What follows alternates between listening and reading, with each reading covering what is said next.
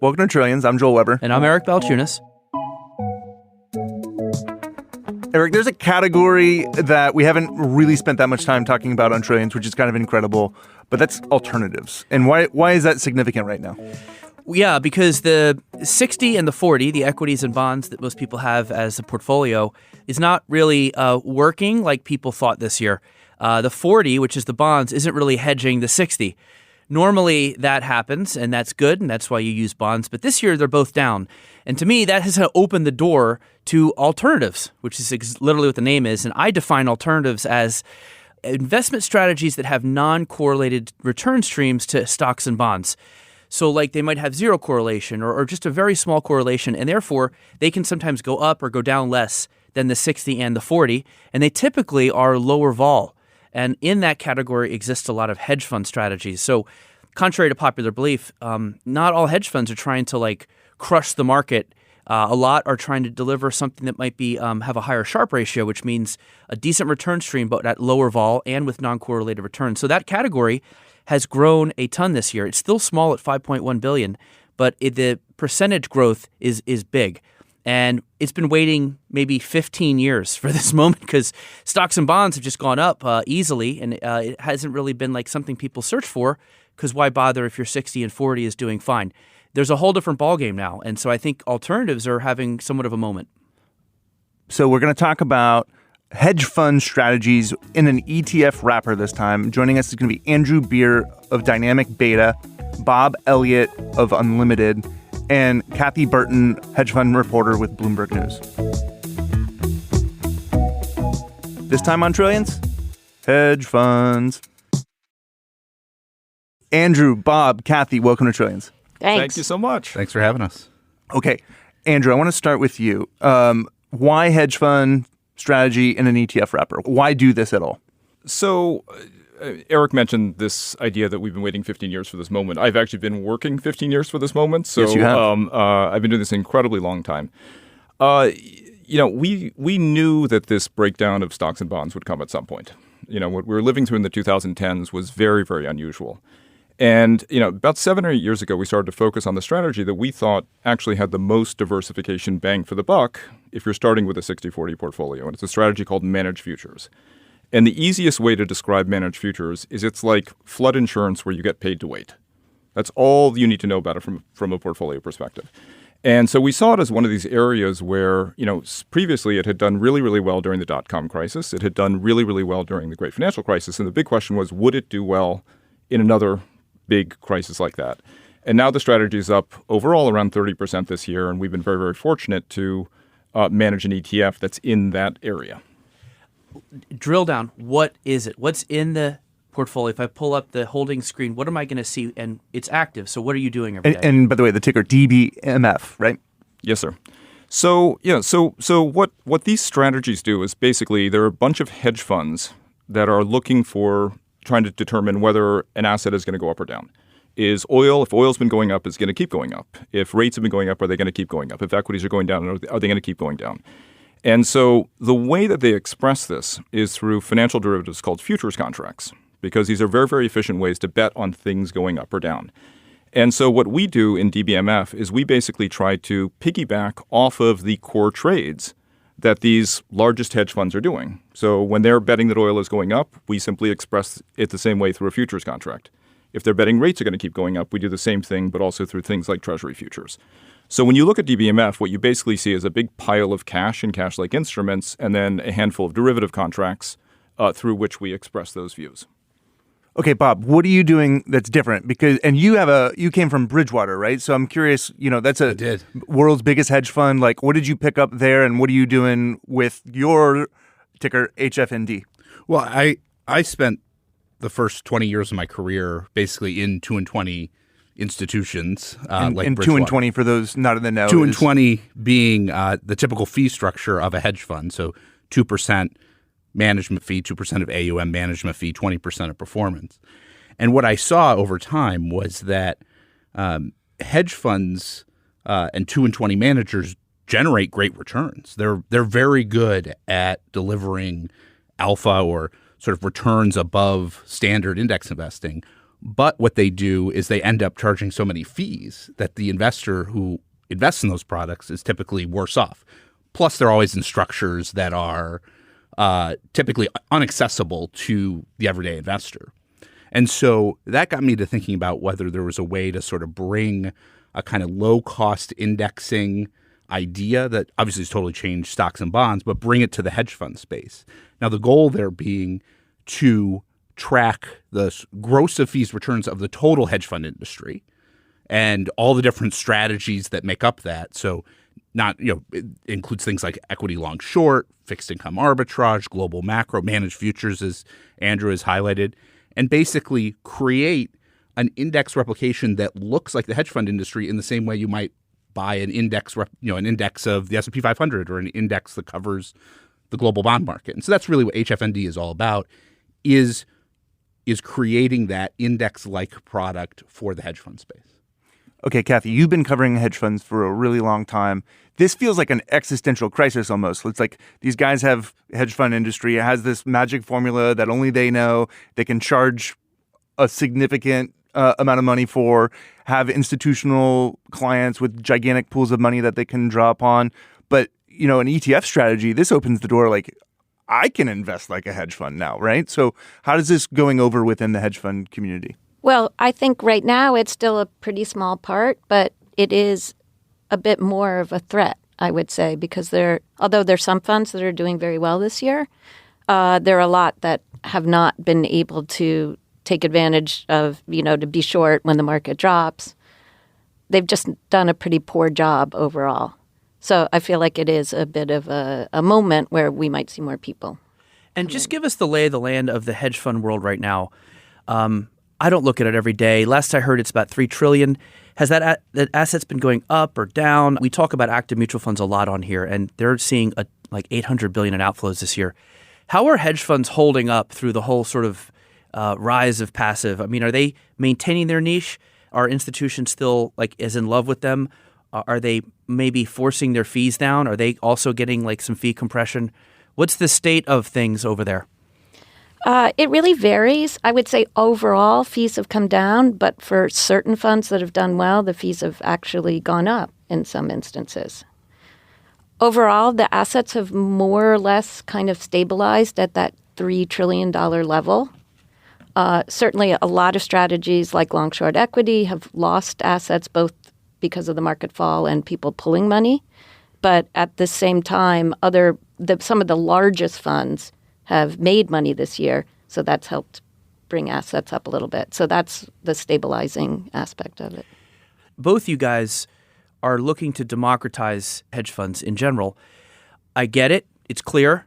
Here's the thing, and what I, have learned about institutions, I feel like they want exclusivity. They almost think the ETF is like the public pool down the street. I want the private pool in my backyard, or at least the country club. I need to do better things than that. And then on the flip side, you have advisors who may not even understand hedge funds enough to use them. So I sometimes think alts might get caught in the middle of both of those worlds, or have challenges selling to institutions who want exclusivity and advisors who may not totally even understand what you're talking about and get scared of underperformance. So back to the point about fees, right? So the hedge fund industry is not going away. Right. In fact, and the hedge fund industry serves a very, very valuable function for those institutional investors. Their products, they can assemble their own cars from hundreds of different, parts, basically, to meet their particular risk reward criteria. And most frankly, as much as they talk about it, they really don't care how much they're paying in fees. Right. It's just, yes, fees have come down, but relative to the net of fee performance of hedge funds, they obviously haven't come down very much, and they're going up in certain circumstances. Our business plan is very different, right? You've got $6 or $7 trillion of ETF assets out there. You have a 15-year history of pretty bad products, hedge fund products being put into ETFs. One of our competitors launched in the beginning of 2011. It's down 15% over 11 years, where the hedge funds that it's supposed to be mimicking are up 50% over that period of time. One of Bob's competitors has delivered 2% per annum since 2007 or 2008. Beginning of 2009. So when you talk about democratization, if these are your options for democratization, don't bother. And that was the lesson of the 2010s. Let's talk about the competitors. I won't bring up the tickers, but there are some hedge fund ETFs that have an equity bias in them. They're only partially hedged. And I think that was to try to sell them to advisors in the up times so that you got that like beta kick.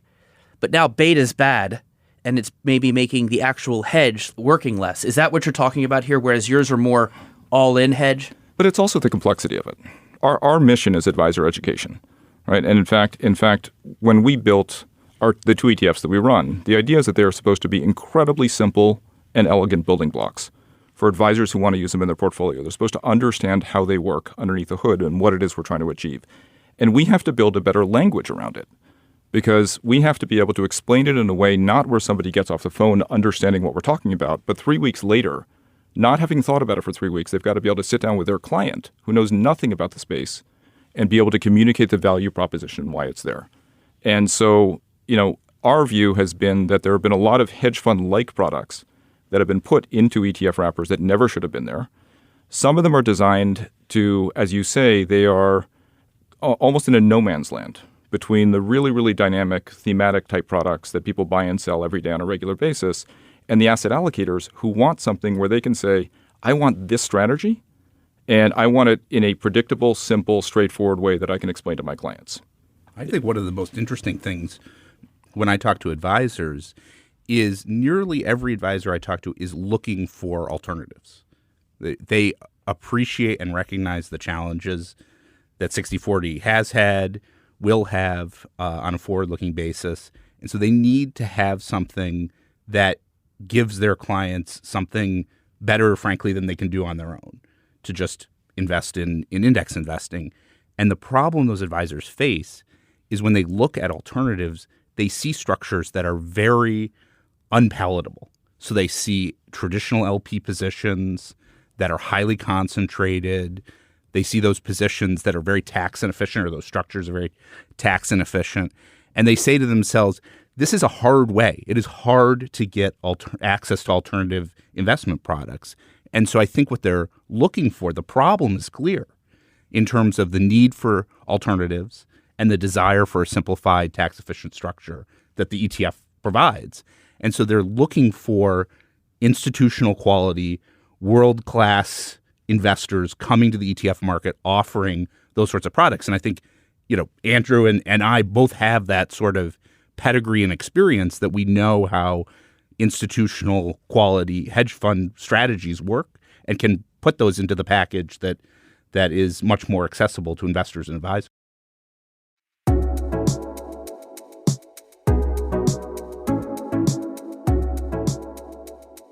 So I'm curious, when you're talking to your advisors, the idea of a non-correlated asset, very appealing, obviously. How do you break down how you achieve that? We've heard how Andrew does it, but how do you do it?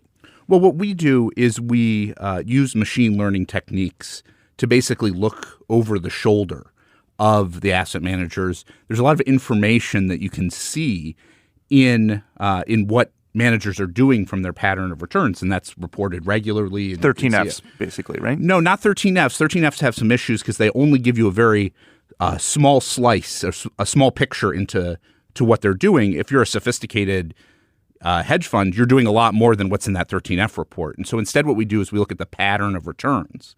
And having built proprietary hedge fund strategies across various hedge fund styles, we can look at those pattern of returns. We can compare it to a plausible set of exposures that they might have on or might drive their returns at any point in time and basically solve for what's that portfolio look like that is generating the returns that we're seeing. So you're like reverse engineering a portfolio using machine learning. Exactly.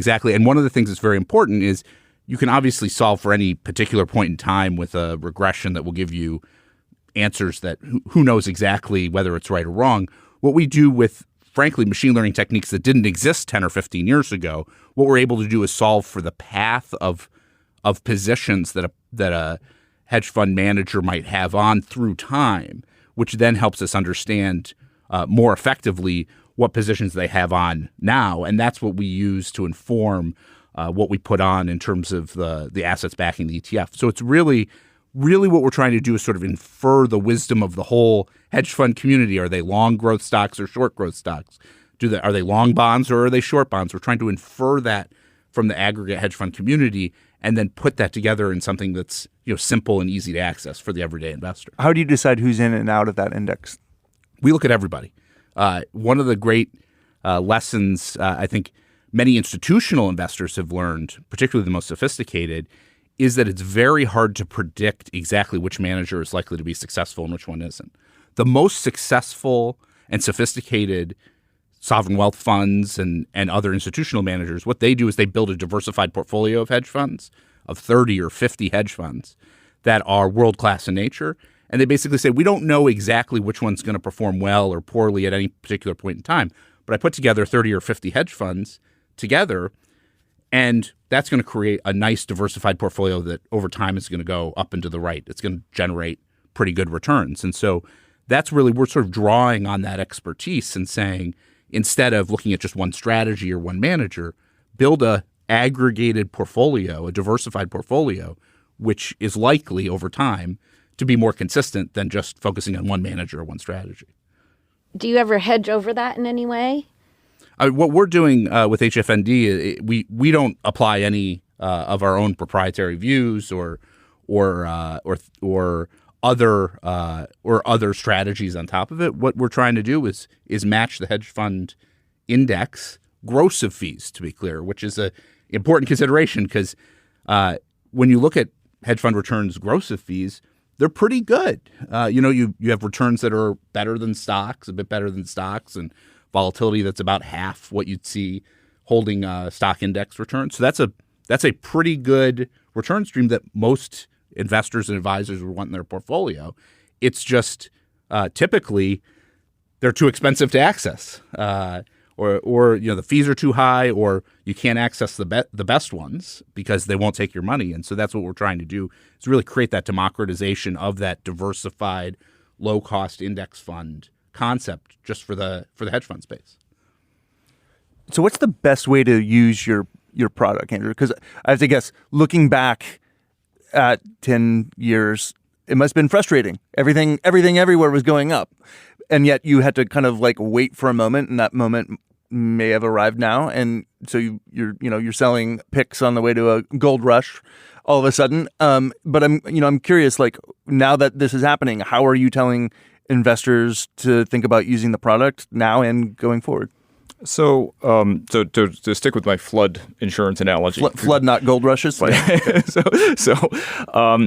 look, you can overpay for flood insurance, and if a flood doesn't happen for 5 or 6 years, you've probably given up your policy when you need it. That happened to a lot of people in this space. The managed future space on the hedge fund side was notorious, and actually Bloomberg wrote an article nearly a decade ago talking about how 89% of all gains in the space had gone to everybody but clients. So obviously it's gotten a lot better since then, and some of the funds we track have actually been leaders in making it somewhat more rational, but it's still an area that could be very expensive to invest in. And the other is the fine print in the policies. And so you get hit by a flood, but it turns out the flood was from a storm surge.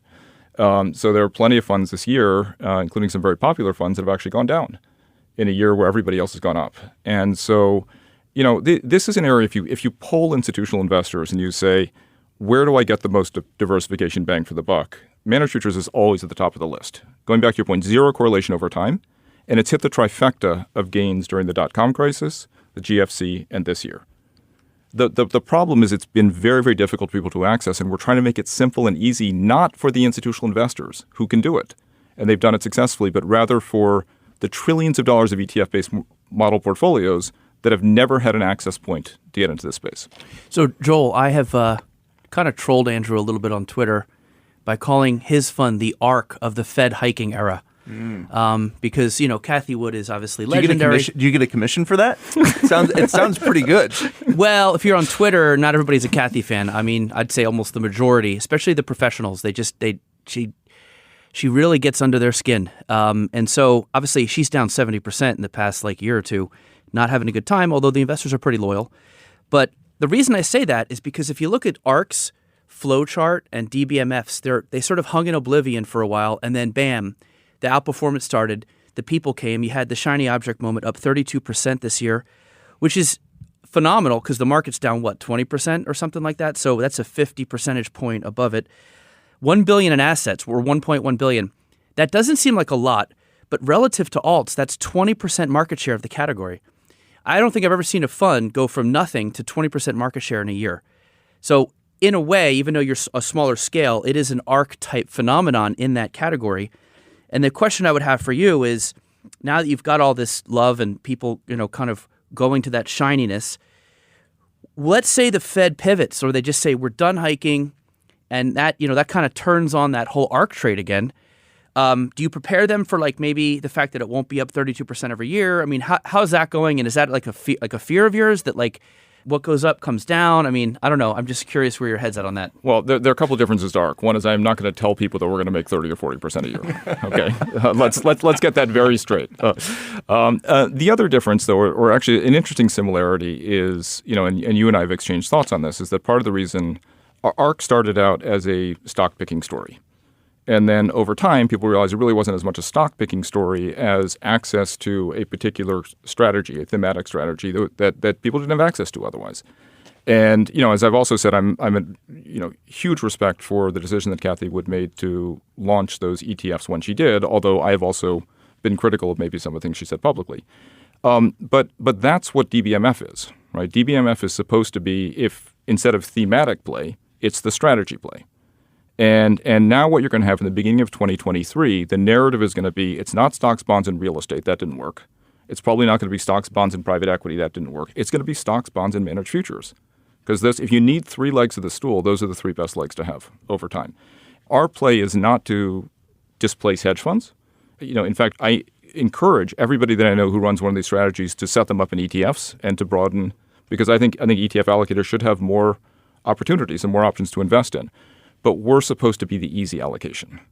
That you want to start with it, you don't know the space very well. You're supposed to be able to say, all right, boy, I can see how 10% of this in my portfolio would have made a huge difference this year.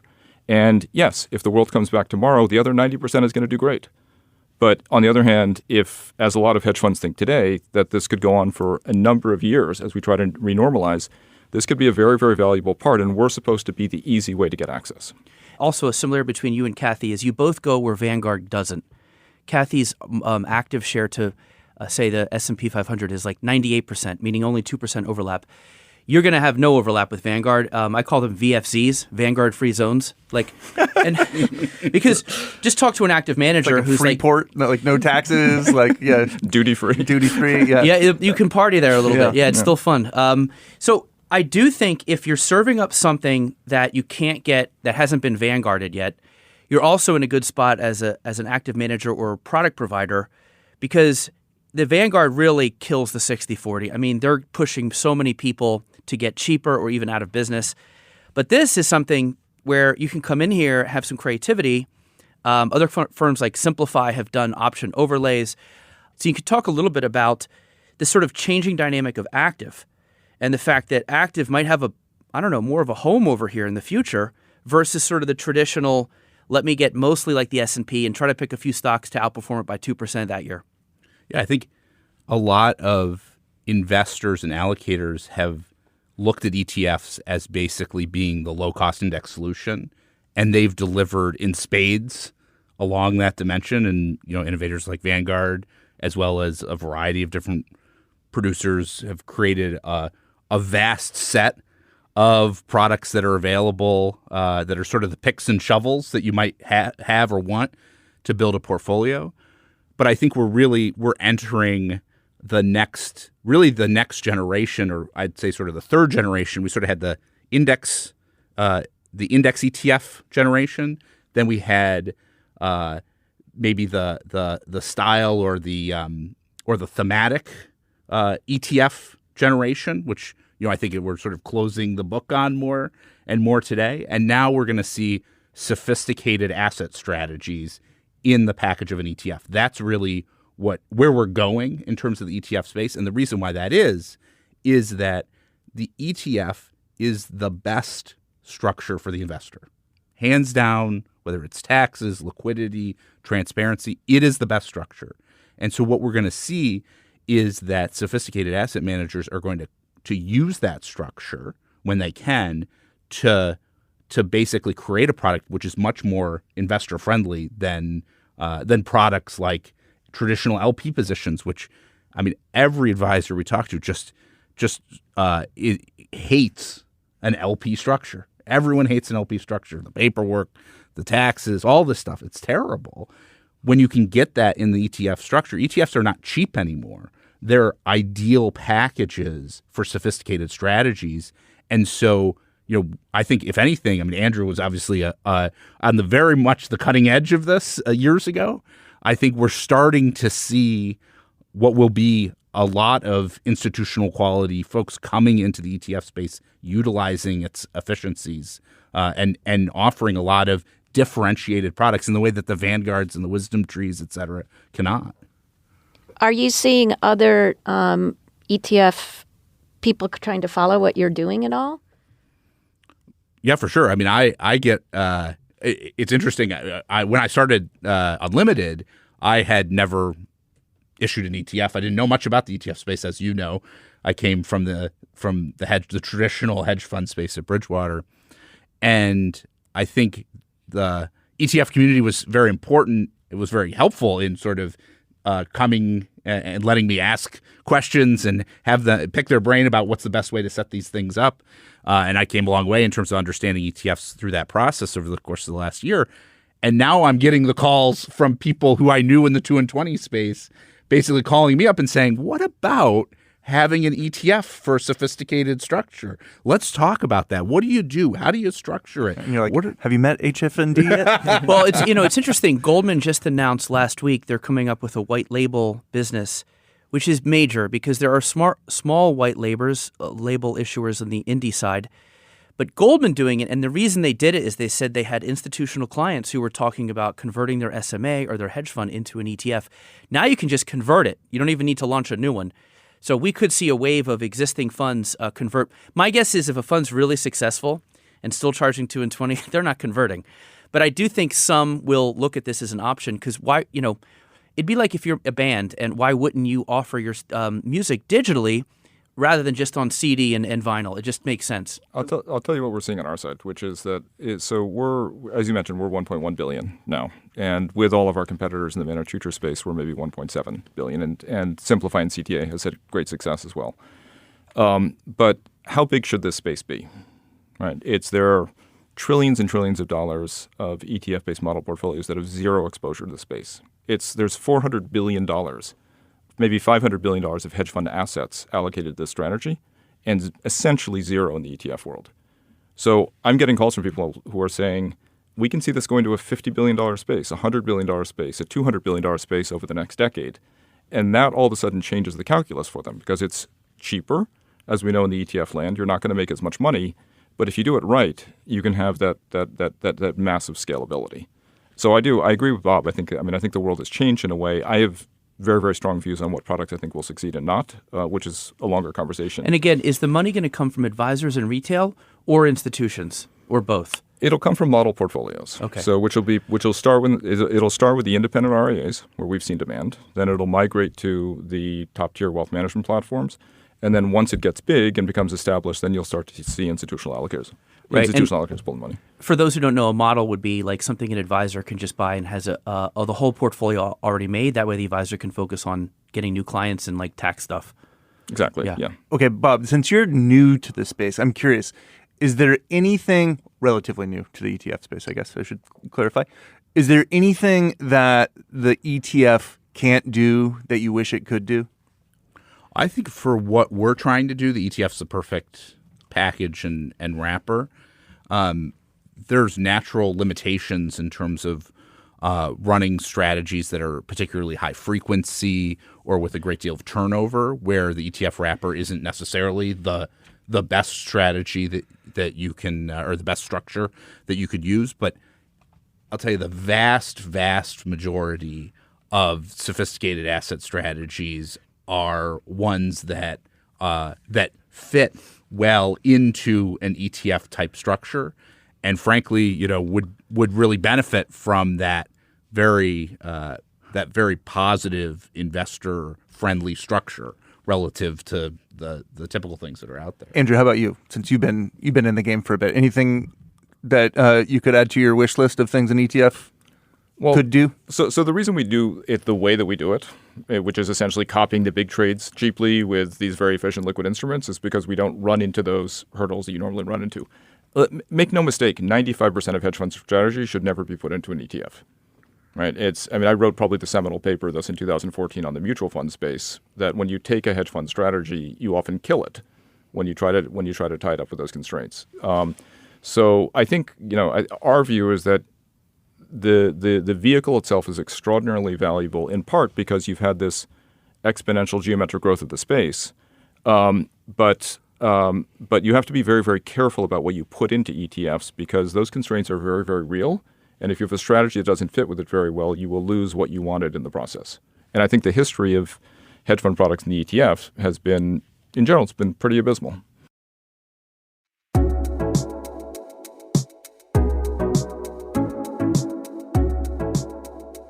I have a question for you, Bob, about the fact that hedge funds are doing more and more private investments.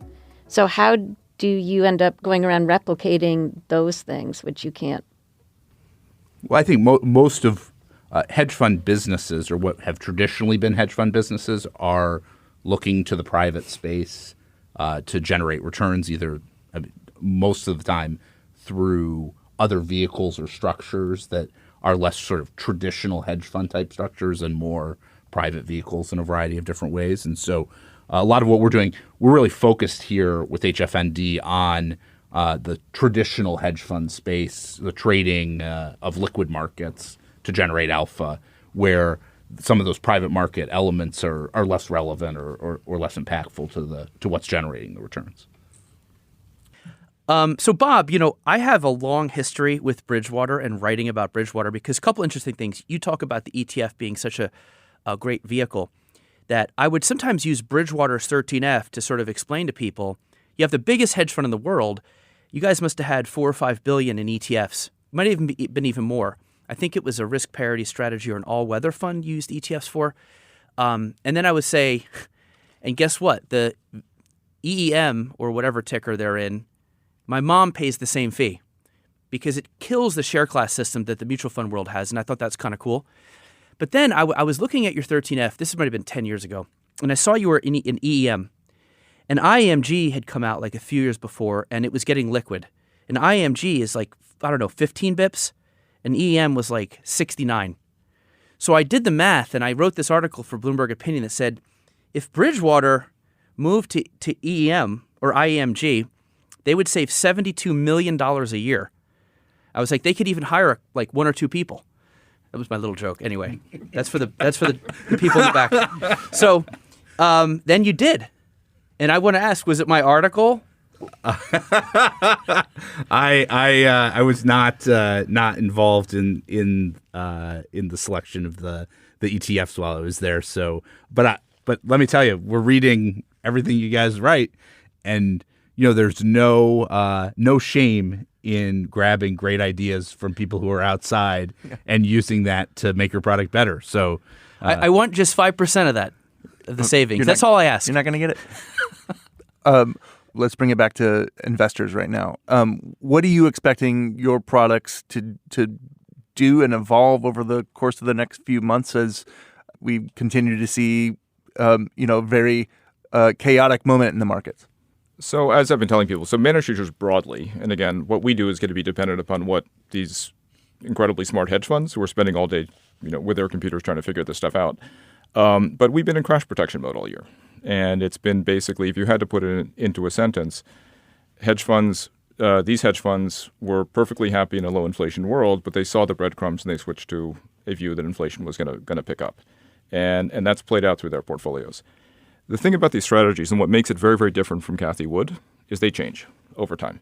And so you look at this strategy over a very, very long period of time, they almost never go down more than 10% from a peak to a trough. They don't hold on to things with a white knuckle grip. And so it's going to be dependent upon what happens in the world.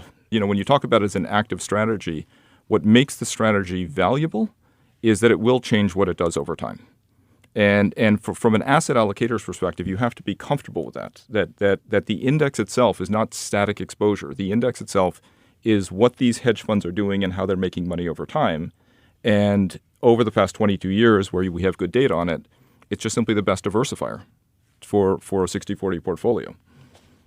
And I think my thought is similar to what Andrew's saying in terms of with HFND, really what we're trying to do is gain the wisdom of the hedge fund community in terms of how to navigate through what is, frankly, the most challenging investing environment that we've seen in 15 plus years. And so how exactly that plays out is, I think, pretty uncertain. And so the question I think that should be on most investors' minds today is, do you essentially hold index positions and hope that works out, or do you hire the smartest, most sophisticated asset managers in the world to navigate through this environment that is very challenging and benefit from that dynamic through time? As Andrew says, that positioning, what the positioning is today, will inevitably evolve based upon the evolving set of economic conditions. And so really what you're trying to do with these structures is, in a very simple way, hire the best to navigate through this environment. But as a complement, I would assume, right, you would be a portion of a bigger pie, which would still contain the 60-40, right? Because it would be tough sell to get everybody to drop every 60-40, come over. I mean, are you able to get anybody to do that? I mean, I would assume that's hard. For advisor, they're not doing that. I think if you go back to the structuring of any portfolio, you want to think about the returns that come from beta or passive index investing, which are pretty reliable over long periods of time. And then you want to think about the returns from alpha as a complement. And alpha is less reliable, less correlated. And so you certainly want, when you think about balancing those two things, your beta allocation and your alpha allocation, it's not, you put all your money on alpha and let it go, because beta has a real important purpose. I think there's lots of work that investors could do to create a more balanced beta portfolio relative to where they are now, commodities, gold, things like that. But, typically a good alts portfolio, if you look at the most sophisticated investors in the world, is maybe 30% of their portfolio, 20, 30% of their portfolio looking for alpha related to alternative investment strategies or hedge fund strategies. Yeah, on the managed future side, the allocation is 5 to 20%. It's bounded in that range. It depends on your view of the world. It depends on what else you have. But it should always be viewed as a complement. Okay, last question, one that we often ask on Trillions. Favorite ETF ticker other than your own? Bob, I'm going to start with you. I love the tickers that give you a little chuckle. So like an Ahoy, I like that. Or honestly, the K-pop one, I thought was great. Just when you're going through this is very serious business, and so it's just every once in a while nice to get a little laugh out of it. An Ahoy, yeah. Okay. Wait a second, Ahoy, is that like a leveraged shipping ETF? Well, I forget what that. It's a recent ETF focused on the oceans, the global oceans. That's it. Okay, Ahoy, nice. Andrew?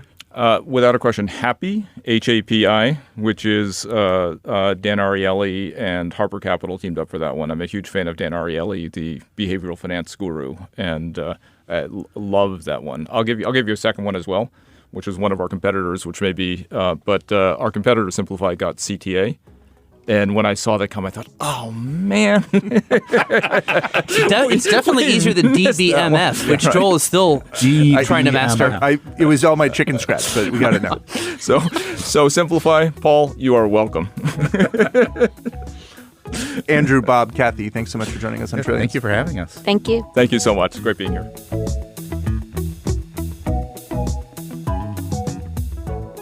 Thanks for listening to Trillions. Until next time, you can find us on the Bloomberg Terminal, Bloomberg.com, Apple Podcasts, Spotify, or wherever else you like to listen. We'd love to hear from you. We're on Twitter.